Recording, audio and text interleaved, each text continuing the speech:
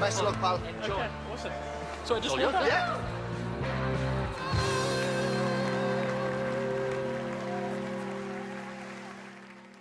Hello. Hello, how are you? You look happy. I am. I'm quite delighted. Hello. What's your name?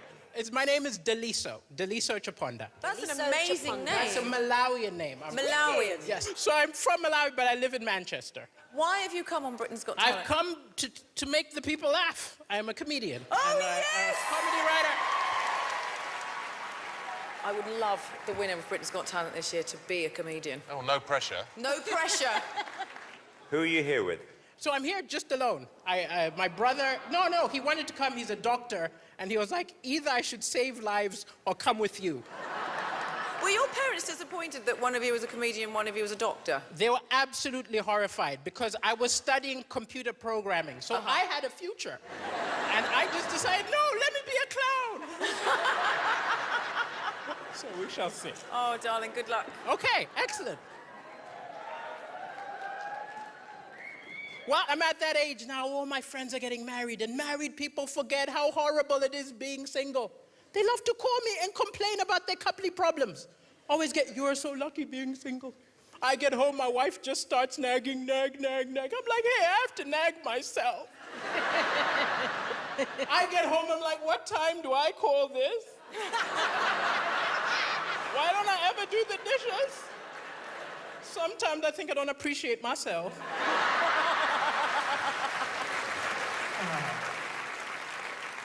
I haven't always been a comedian. I did some weird jobs. I used to clean houses, and I'll admit I was tempted to steal.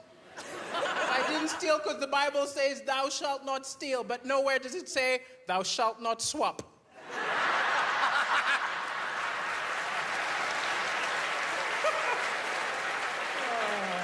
I took a stereo, left a Walkman. Took a plasma screen, left an Etch-a-Sketch.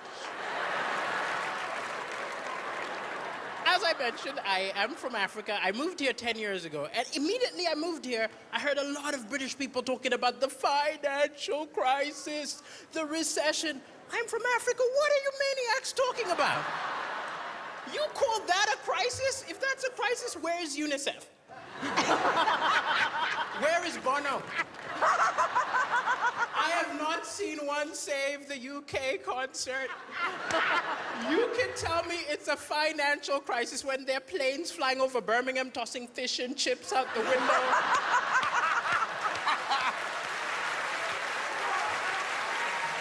It will be a financial crisis when there are ads on television saying this chav has to walk 5 miles a day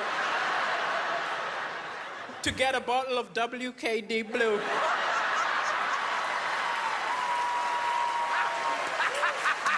And 100%, you have got a financial crisis when India starts opening call centers here.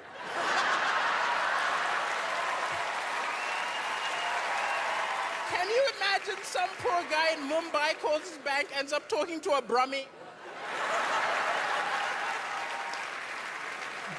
Thank you so much, Brummy.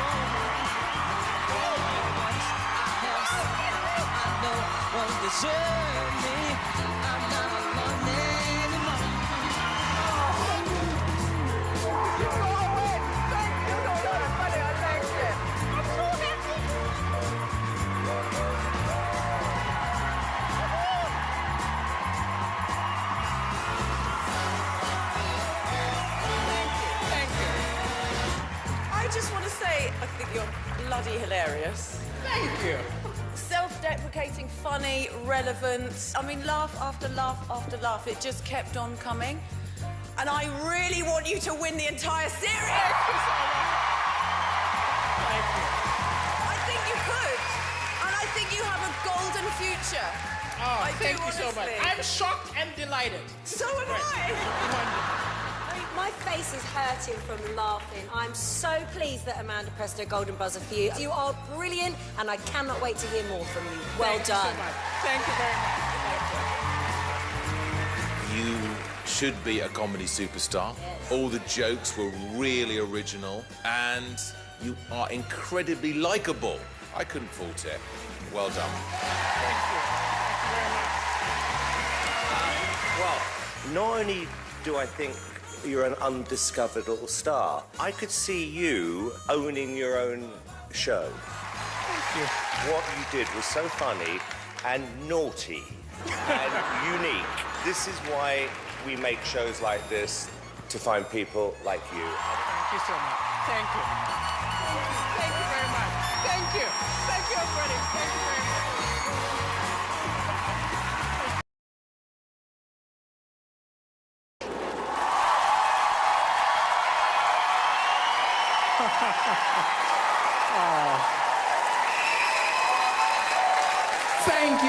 Thank you for that welcome, and thank you, Amanda, for pushing that buzzer. Ever since you did it, my life has been bonkers. People approaching me on the road saying, well done, but the most common question I get is, you're from where? Is it Mali, Maui? It's Malawi. And if any of you don't know where that is, it's where Madonna adopted all the babies from. That's us. Yeah, you're jealous. I do miss my little brother.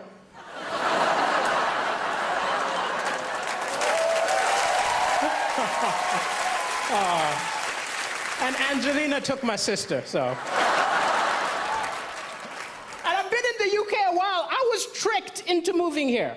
I was tricked because I was watching television and I saw an angry guy came on television and he said, oh, these immigrants take all the good jobs, all the good women. I was like, wow, that's what I'm looking for.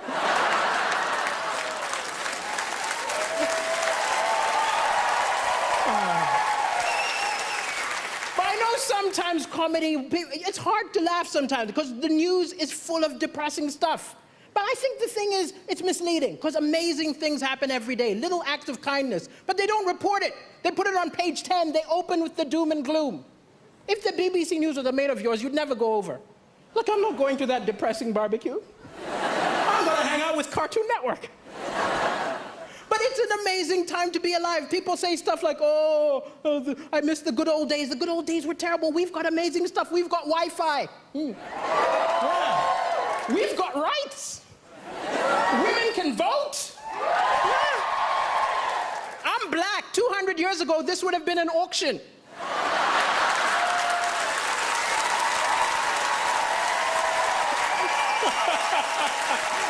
We've come a long way, that's all I'm saying.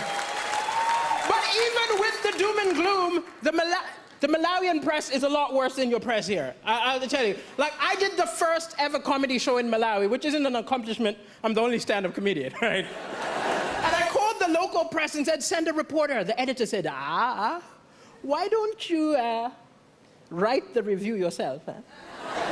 You give me some money, I will say we wrote it. I was disgusted by the total lack of integrity in the Malawian press. But wow, that was the best review I ever got. 7 stars! He's a genius! The African Michael McIntyre! But it's crazy I'm on television right now because my ex always felt I wasn't ambitious enough. She always used to be like, you're a comedian, come on, be more ambitious. I said, hey, I'm happy. She said, you're not happy. I said, I think I'm happy. She said, no, be more ambitious. I did not sign up for somebody who's going nowhere. I snapped. I told her, look, you knew I wasn't ambitious the day we met. Of all the women in the bar, I approached you.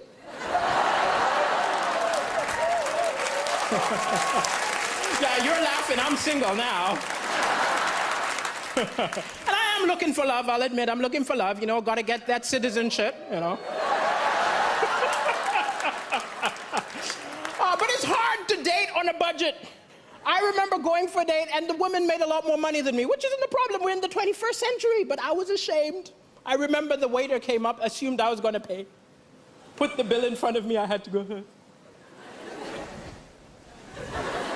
I'll get the next one. I felt so pathetic watching her pay. I wanted so badly to be part of the transaction. So I just took the change. I don't understand the British. I saw a beautiful British woman looking at a mirror upset. I said, what's going on? She said, can't you see? It's a fat mirror. I said, what do you mean the mirror's fat? She said, this mirror makes me look fatter than I really am. I said, wow, I think my eyes have the same problem.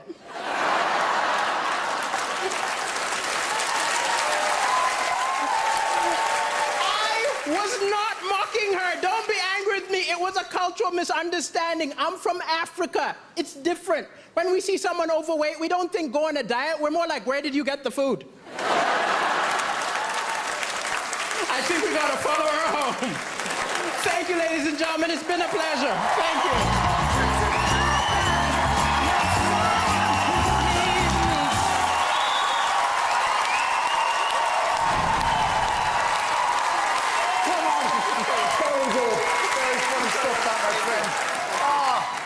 Amanda, are you proud? Daliso, I love you. I'm so thrilled. I have to say, I think that's even better than the first time we saw you. What I love about you, what I think is so important about comedy is that it has to be very near the edge of edgeness. And you were so on the edge that it made us howl with laughter. I mean, it was naughty, it was edgy, it was fresh, it was cool. And the best thing about you is that nobody can nick your material. Yeah. Michael McIntyre can't take your stuff. Nobody can take your stuff. You are unique, and you really smashed it. I'm proud of you. Well done. Thank you. Thank you. Thank you. Can you, do you mind reminding me how old you are again? I'm 37. 37, you look good. I have to tell you something. You are one of the funniest people we've ever had on this show. I love the fact you are so fantastically non-PC. Yes! I really do. And I think that's part of the reason why everybody likes you so much. I said this earlier on in the week, I'm going to say this about you, is that I do believe that this show can be an amazing showcase for somebody like you. And I would be amazed... Actually, no, I don't want to say this because I jinxed it before, but what I'm thinking is this, that you are the sort of person who, off the back of this, your phone should be ringing in 3 days' time, offering you your own show. You should be on TV more often. I mean, the one thing I've noticed about comedians are they are quite selfish, and the same people seem to be on a lot. I think there's a real gap in the market for you, and it's your personality, your sense of fun, which I believe is going to put you in the final tomorrow, and you deserve it. I second that. I pray people pick up the phone and put you in the final. When you were on the first time round, Jack Whitehall called me and said he used to do gigs with you back in the day, and I said, why isn't he the biggest comedy star in the country? He said, he's never been given the right break. Well, tonight is the right break. You're going to be a superstar. Uncomfortable topics funny, and you made us ugly laugh. Like, no woman wants to do that. We were howling. You're brilliant. Well done, Daliso. Thank you, judges. Well. Doesn't get any better than that, does it? Not wonderful relief. Fabulous, brilliant. fabulous. Well done, If you want really to see funny. Daliso, stay in the house.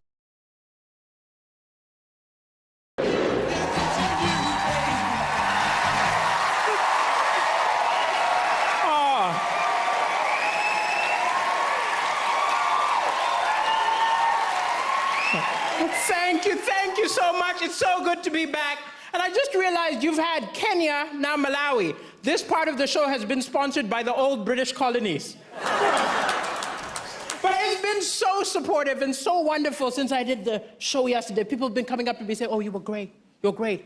I hope you're better tonight. You were good. You're good. I hope you're better.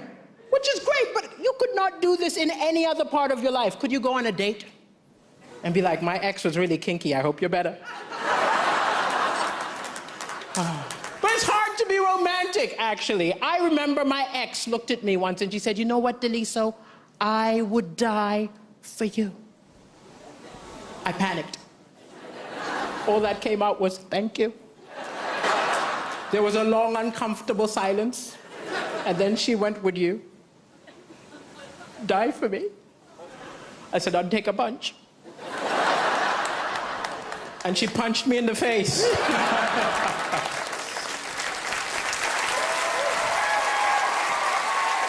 I know you're all worried right now because you've had that post-Brexit divorce talks. Will you get a good deal? Will you get a bad deal? If you get a bad deal, don't worry. I've got the backup plan for you. Join the African Union. We'll take you. Think about it. Your money's been devalued. You had MPs fiddling expenses. You're practically African.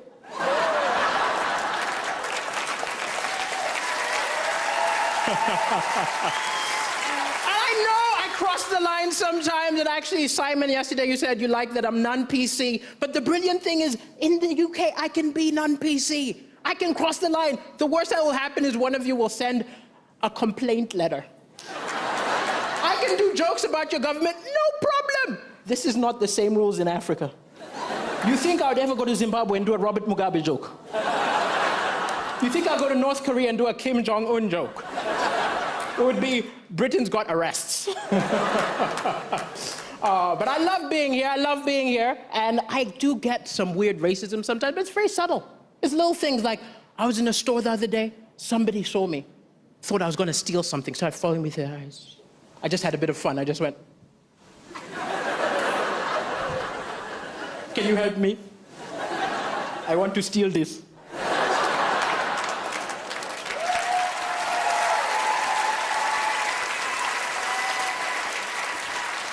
But I'll admit, racism happens in all directions. It's not just white on black. It happens black on white. It happened in my own family. I was so ashamed. A friend of mine from Denmark decided to go backpacking across Africa. He passed through Malawi. Now, a lot of my uncles had seen white people on television, never met one. They got mighty excited. I got a call. He said, hey, your white friend is coming here. Wow, he must stay with me.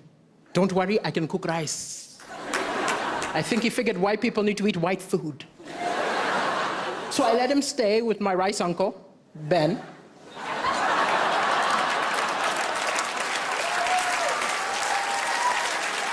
But after 2 days, my uncle was looking very upset. I said, what's wrong? He said, I think you give me defective white man. I said, what do you mean he's defective? He said, your friend, he acts exactly like us. I said, he's a human being. What did you expect? And with a tear in his eye, I was like, I thought he was going to do some crazy white things. He just wanted a story for the pub. So when no one is looking, I went to Mateus. I said, yo. Next few days, just do some crazy white things. Give him a story. He said, no, I'm the first white man he's ever met. I think it's very important that I don't live up to any false stereotypes. I said, Mateus, you're not paying for food. You're not paying for accommodation. The least you can do is some crazy white things. So he slept with my uncle's wife.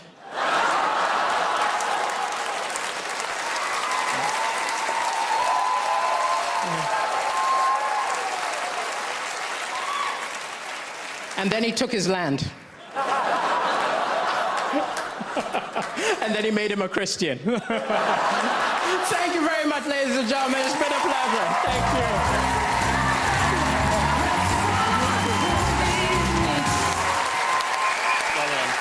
Thank you very much. Well, fella. Thank you so much. Thank you. Amanda, you're going to back. For me, you did it again. I just love that you're so edgy, and I love the politics. I love that you do stuff that I know nobody else can take away from you. You've got such charm, such charisma, real confidence. Lisa, I do think you were nervous tonight compared to the first two performances. I get it, because the stakes are so high. But you are the best comedian we've ever had on this show. You had me bent double with laughter every time you performed. You would be a fantastic winner of this series, I tell you that. Daliso, you're just so likeable, you know, you have funny bones, you make all your jokes really personal. I'm so happy for you that Amanda pressed her golden buzzer out. You're a worthy finalist. That was fantastic. Once again. Thank you, judges. Daliso, no mean feat playing the same stage 2 nights in a row, and you've got to find new material. Oh, it was nuts. It was nuts. Like getting approval. You think I'm crossing the line. There were a lot of jokes that like, no, you cannot say that. ITV will be sued. I read 3 of your gags that we couldn't put in. I'm glad you didn't put them in. Very funny though. Funny Very though. funny. Funny. If you want to send Daliso all the way to the one variety. there you go. We are left with Daliso, Tokyo, and Jess. The public chose you. Sorry, Izzy. Sorry, Izzy. Izzy. And Izzy. Ooh, she's going to put a spell on me now. The public chose you as this year's top 3, but only one of you can leave here as this year's winner. All right, I made a mistake, don't rub it in. All right, here we go, serious face. The third place act in Britain's Got Talent 2017 is...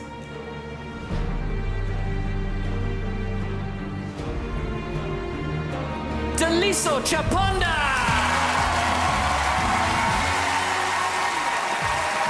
Daliso, congratulations. Well done, pal. Well done. Thank you so much. Thank you so much. Thank you. Third place. Have you enjoyed yourself? I've had an amazing time. This has just been life-changing and amazing. Wow. Thank you for being part of Britain's Got Talent 2017. One more time. Daliso Chaponda! Right, let me get in the middle here.